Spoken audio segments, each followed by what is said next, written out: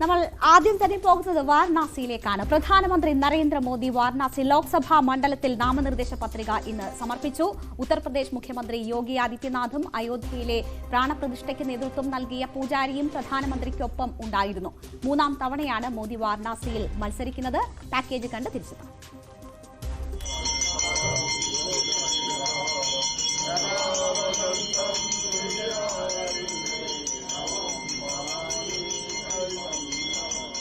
കാലഭൈരവ ക്ഷേത്രത്തിൽ ദർശനം നടത്തിയ പ്രധാനമന്ത്രി പ്രാർത്ഥനയും പൂജയും പൂർത്തിയാക്കിയതിനു ശേഷമാണ് പത്രിക സമർപ്പിക്കാനെത്തിയത്.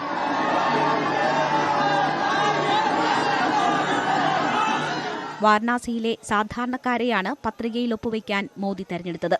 OBC ദളിത് വിഭാഗങ്ങളിൽ നിന്നുള്ള 2 പേർ ഉൾപ്പെടെയാണ് മോദിയുടെ പത്രികയിൽ ഒപ്പുവെച്ചത്. വാരണാസിയിലെ മോദിയുടെ പത്രികാ സമർപ്പണം NDAയുടെ ശക്തി പ്രകടനമായി മാറി. മറ്റ് സംസ്ഥാനങ്ങളിലെ മുഖ്യമന്ത്രിമാരും NDA നേതാക്കളും മുതിർന്ന BJP നേതാക്കളും പത്രികാ സമർപ്പണത്തിനെത്തി.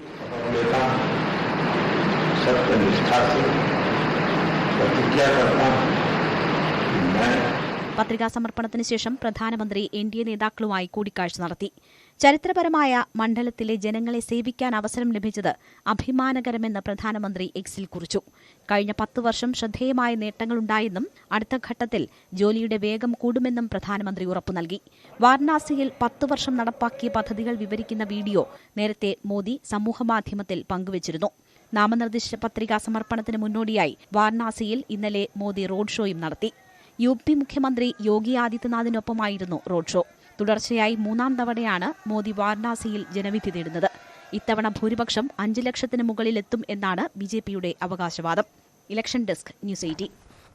എന്തായാലും വൻ ജനാവലി, വലിയ നേതാക്കളുടെ ഒരു വലിയ കൂട്ടം, വലിയ നിര, NDA നേതാക്കളുടെ വലിയ നിര. അമിത്ഷാ, JP നദ്ദ, യോഗി, അതുപോലെ LJPയുടെ ചിരാഗ് പാസ്വാൻ, പവൻ കല്യാൺ, ഏക്നാഥ് ഷിൻഡെ ഒക്കെ എല്ലാവരും ഇന്ന് ആ യോഗം, ചന്ദ്രബാബു നായിഡു ഉൾപ്പെടെയുള്ളവർ ഉണ്ടായിരുന്നു.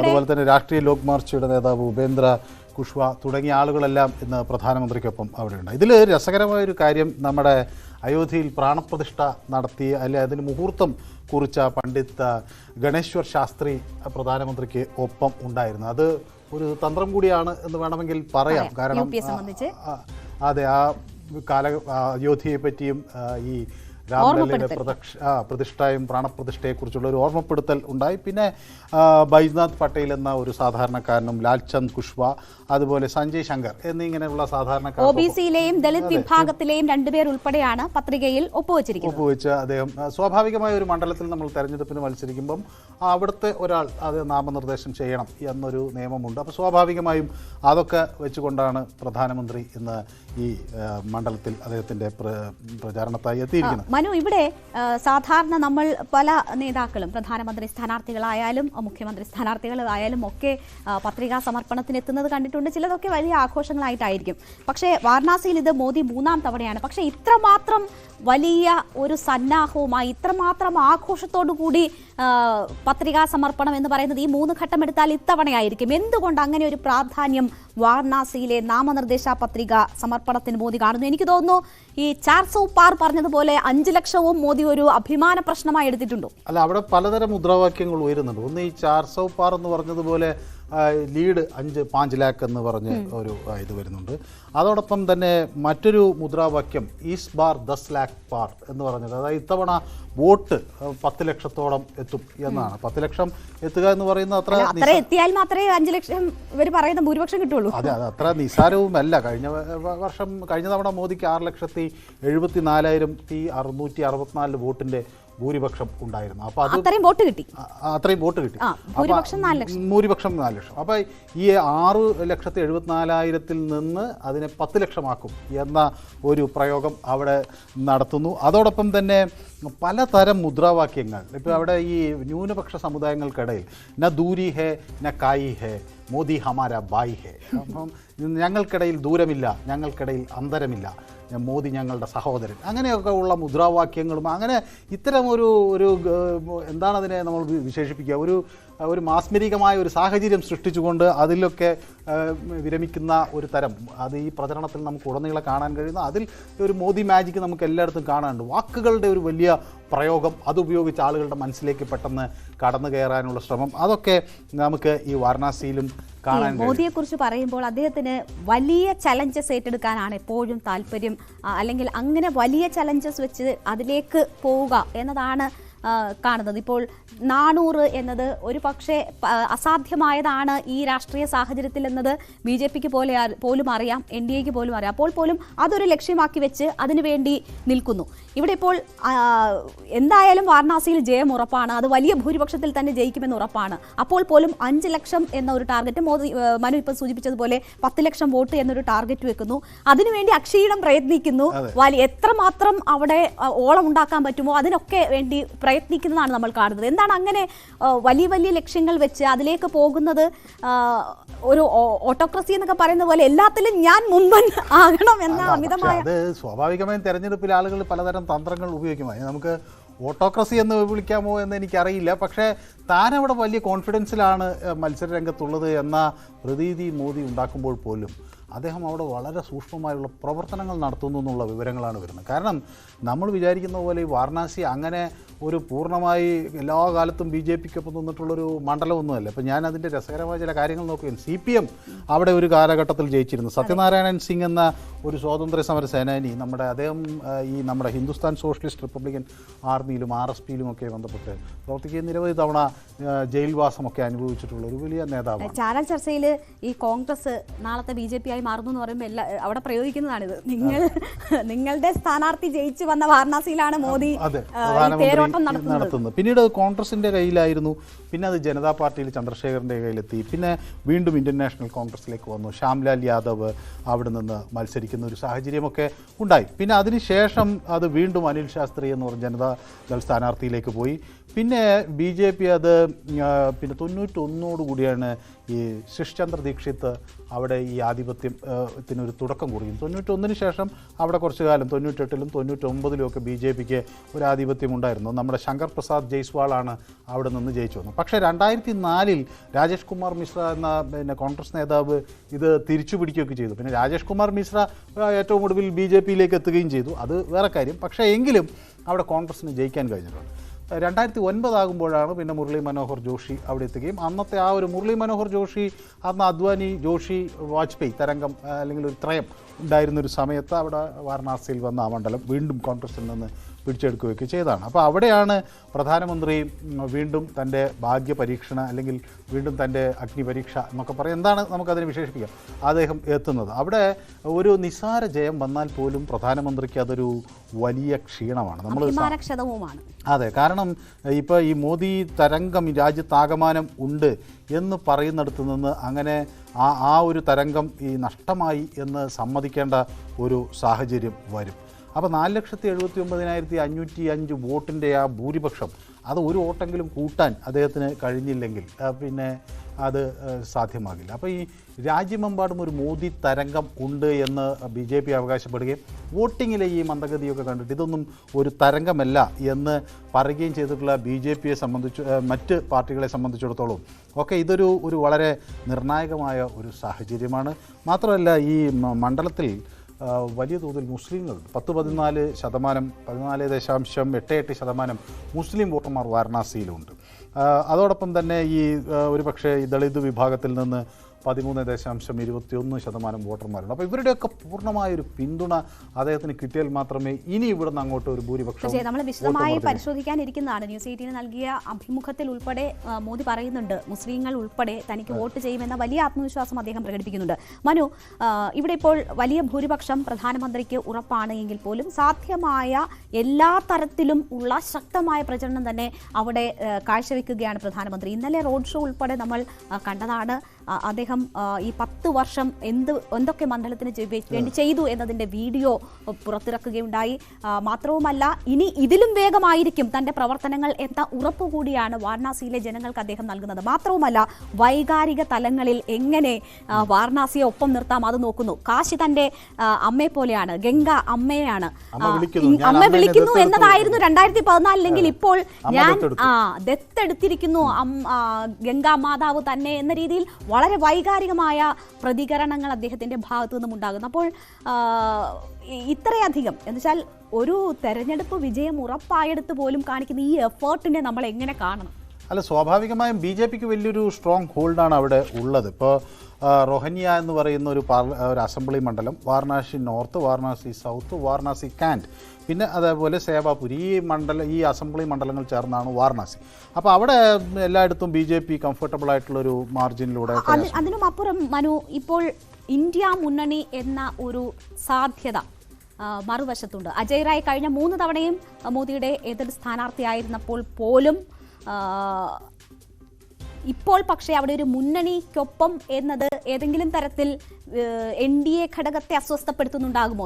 മനു തന്നെ നേരത്തെ സൂചിപ്പിച്ചതുപോലെ ഭൂരിപക്ഷത്തിലെങ്കിലും നേരിയ കുറവ് വരുത്താൻ സാഹചര്യം ഒരുക്കുമോ എന്ന തരത്തിൽ? അല്ല, അത് ഇപ്പം ഈ ഇന്ത്യൻ നാഷണൽ കോൺഗ്രസിനെ സംബന്ധിച്ചിടത്തോളം അവിടുത്തെ സാഹചര്യം വളരെ പരിതാപകരമാണ്. ഇപ്പം നമ്മൾ 2022 അസംബ്ലി തെരഞ്ഞെടുപ്പ് നോക്കിയാൽ ഇന്ത്യൻ നാഷണൽ കോൺഗ്രസിന് ഉത്തർപ്രദേശിൽ കിട്ടിയത് 4.2% വോട്ടാണ്. അതേസമയം BJPക്ക് അവിടെ കിട്ടിയത് 42.2% വോട്ടാണ്. അപ്പോൾ 10 മടങ്ങ് ശക്തി അവർക്കുണ്ട് എന്നത് വ്യക്തമാക്കുന്നു. ഒരുപക്ഷേ SP-ക്ക് നമുക്ക് ഒരു ശക്തി അവിടെ കാണാൻ കഴിയും. ഒരു 28% വോട്ട് അവർക്ക് കിട്ടിയിട്ടുണ്ട്. അതും BJPയേക്കാൾ വളരെ കുറവാണ്, 28.3% എന്ന് പറയുന്നത്. പക്ഷേ ഇതിൻ്റെ മറ്റൊരു ഫാക്ടർ എന്താ വെച്ചാൽ, ഈ പാർലമെൻറ്റ് തെരഞ്ഞെടുപ്പ് വരുമ്പോൾ BJPക്ക് അസംബ്ലി തെരഞ്ഞെടുപ്പിൽ കിട്ടുന്നതിനേക്കാൾ ഒരു 10-20% വോട്ട് വർദ്ധിക്കുന്നു. 63.9% ഉയരുന്നു എന്നത് ഉത്തർപ്രദേശിലൊരു പ്രധാന ഘടകമാണ്. അതേസമയം SP-യുടെ വോട്ട് ഷെയർ 10% താഴേക്ക് വരുന്നു. കോൺഗ്രസിന് ആ 10%-ൽ ഒരു നേട്ടം ഉണ്ടാക്കാൻ കഴിയുന്നു. അപ്പോൾ ഈ BJPയുടെ വോട്ട് ഷെയറിൽ പാർലമെൻറ്റ് തെരഞ്ഞെടുപ്പ് വരുമ്പോൾ ഉണ്ടാകുന്ന ഈ വലിയ മുന്നേറ്റം, അത് നമുക്ക് അങ്ങനെ കണ്ടില്ല എന്ന് നടിക്കാനാവില്ല. ഒരുപക്ഷെ കോൺഗ്രസും SP-യും എല്ലാവരും കൂടി ചേർന്നാൽ പോലും അത് അത്ര വലിയൊരു ശക്തിയായി ഉത്തർപ്രദേശിൽ വരുമോ എന്ന സംശയം എനിക്കുണ്ട്. ഏതായാലും BJP സംബന്ധിച്ചിടത്തോളം അവിടെ ഈ അപ്നാദൽ, സോണിലാലൊക്കെയാണ് അവിടെ ഉള്ള മറ്റൊരു രോഹിണിയിൽ നിന്നിട്ടുള്ളൊരു MLA. അതൊഴിച്ചു കഴിഞ്ഞാൽ ബാക്കിയെല്ലാം BJP MLA-മാരാണ്. അപ്പോൾ സ്വാഭാവികമായി BJPക്ക് അവിടെ വലിയൊരു സ്ട്രോങ് ഹോൾഡുള്ളൊരു പ്രദേശം എന്നല്ല, പ്രത്യേകിച്ച് ഈ രാം ജന്മഭൂമി സംഭവമൊക്കെ കഴിഞ്ഞതിന് ശേഷം ഈ വോട്ട് ശതമാനം വർദ്ധിക്കും എന്ന ഒരു പ്രതീക്ഷയാണ് അവർക്കുള്ളത്. അല്ലെങ്കിൽ ഇത് അമ്പേ പരാജയപ്പെട്ടു പോയി എന്ന ഒരു പ്രചരണം വരും. ഇപ്പോൾ നമ്മൾ കഴിഞ്ഞ വർഷത്തെ 2019 ഇലക്ഷൻ വോട്ടിംഗ് പാറ്റേൺ എടുത്താൽ എല്ലാ മണ്ഡലങ്ങളിലും അതിലാകെ ഒരു മണ്ഡലത്തിൽ മറ്റോ ആണ് ഈ 1 ലക്ഷം വോട്ടിൻ്റെ ഒരു ഭൂരിപക്ഷം ഇല്ലാത്തത്. ഇപ്പോൾ നമ്മൾ ഇപ്പോൾ രോഹിണിയിൽ എടുത്താൽ 1,40,40,000 വോട്ടും നരേന്ദ്രമോദി കിട്ടുമ്പോൾ എതിരാളി 54,000 വോട്ടേ കിട്ടുന്നുള്ളൂ SP-യിൽ. അതേസമയം രേണുക സൂചിപ്പിച്ച് ഈ അജയ് റായ്ക്ക് മൊത്തത്തിൽ 1,52,000 വോട്ടേ കിട്ടിയിട്ടുള്ളൂ. ആ 1,52,000 വോട്ട് വാരണാസി കാൻറ്റ് എന്ന ഒരു അസംബ്ലി മണ്ഡലത്തിൽ മാത്രം നരേന്ദ്രമോദിക്ക് നേടാൻ കഴിഞ്ഞു എന്നുള്ളതാണ്. അപ്പോൾ ആ ഒരു കരുത്ത് BJPക്ക് അവിടെ ഉണ്ട്. എല്ലാ മണ്ഡലങ്ങളിലും പ്രധാനമന്ത്രി നല്ല ശക്തമായി തന്നെ ലീഡ് ചെയ്തു. ഇപ്പോൾ വാരണാസി നോർത്തിലെടുത്താൽ അവിടെ 1,39,000 വോട്ട് നരേന്ദ്രമോദിക്ക് കിട്ടുമ്പോൾ 36,000 വോട്ട് മാത്രമേ തൊട്ടടുത്തുള്ള പിന്നെ SP സ്ഥാനാർത്ഥി ശാലിനി യാദവിന് കിട്ടുന്നുള്ളൂ. അജയ് റായുടെ സാഹചര്യം ഏതാണ്ട് അതേപോലെ തന്നെ 39,000 വോട്ട്. അപ്പോൾ ഇവരെക്കാളൊക്കെ ഈ 4 മണ്ഡലങ്ങളിൽ 5-4 മണ്ഡലങ്ങളിലും 1 ലക്ഷം വോട്ടിൻ്റെ ഒരു മേൽക്കൈ അദ്ദേഹത്തിന് നേടാൻ കഴിയുന്നു എന്നത് ഇതാണ് ആ ഒരു വലിയ കാര്യം തന്നെയാണ്. അപ്പോൾ അത് ഈ തവണയും നിലനിർത്തുക എന്നുള്ളത് ഒരു വലിയ വെല്ലുവിളി കൂടി അദ്ദേഹത്തിന്. ഇവിടെ മറ്റൊരു കാര്യം നമുക്കറിയാം, രാഹുൽ ഗാന്ധി 4 ലക്ഷം വോട്ടിന്റെ ഭൂരിപക്ഷത്തിന് വയനാട്ടിൽ ജയിക്കുന്നു. പക്ഷേ ഇത്തവണ പോലും അദ്ദേഹം വളരെ ചുരുക്കം സമയങ്ങളിലാണ് മണ്ഡലത്തിൽ എത്താൻ കഴിഞ്ഞത്. അപ്പോൾ നമ്മൾ എത്ര വിജയം ഉറപ്പിച്ചാലും മണ്ഡലത്തെ അല്ലെങ്കിൽ അവിടുത്തെ പ്രചരണത്തെ എങ്ങനെ കാണുന്നു എന്ന ഒരു രാഷ്ട്രീയ പാഠം എനിക്ക് തോന്നുന്നു വാരണാസിയിൽ നിന്ന് ഉണ്ട് എന്ന് തോന്നുന്നു. അതിനപ്പുറം രാഹുൽ ഗാന്ധി കേരളത്തിൽ വന്നപ്പോൾ അതിൻ്റെ പ്രതിഫലനം കേരളത്തിലെ മൊത്തം തിരഞ്ഞെടുപ്പിലും ഉണ്ടായി. അപ്പോൾ വാരണാസിയിൽ ഇക്കുറി പ്രധാനമന്ത്രി നടത്തുന്ന ഈ പ്രചരണം NDAയുടെ ശക്തി പ്രകടനമായി നാമനിർദ്ദേശ പത്രികാ സമർപ്പണത്തെ മാറ്റുന്നതൊക്കെ UP-യിൽ മുഴുവൻ സീറ്റും എന്ന ഒരു ലക്ഷ്യത്തിലേക്ക് അല്ലെങ്കിൽ അതുകൂടി ലക്ഷ്യം വെച്ചുകൊണ്ടായിരിക്കുമോ ഇത്ര വലിയ പ്രചരണവും ഇത്ര വലിയ ശക്തി പ്രകടനവും നാമനിർദ്ദേശ പത്രികാ സമർപ്പണത്തിൽ ഉണ്ടാകുന്നത്? അല്ല, BJPക്ക് ഇനി വോട്ട് നില വർദ്ധിപ്പിക്കണമെങ്കിൽ അവർക്കൊരു പ്രൈം ട്രസ്റ്റ് UP-യിൽ നിന്ന് കിട്ടിയാൽ മതിയോ? പക്ഷേ അതിനപ്പുറത്തേക്ക് ഒരു തെരഞ്ഞെടുപ്പിൽ നമ്മൾ ഈ സീസൺഡ് ആയിട്ടുള്ള പൊളിറ്റീഷ്യൻസ് അത് എപ്പോഴും പറയാറുണ്ട്, അവരെത്രാമത്തെ തവണ മത്സരിക്കുമ്പോഴും ആദ്യത്തെ തവണ മത്സരിക്കുന്ന എന്നൊരു പ്രതീതി.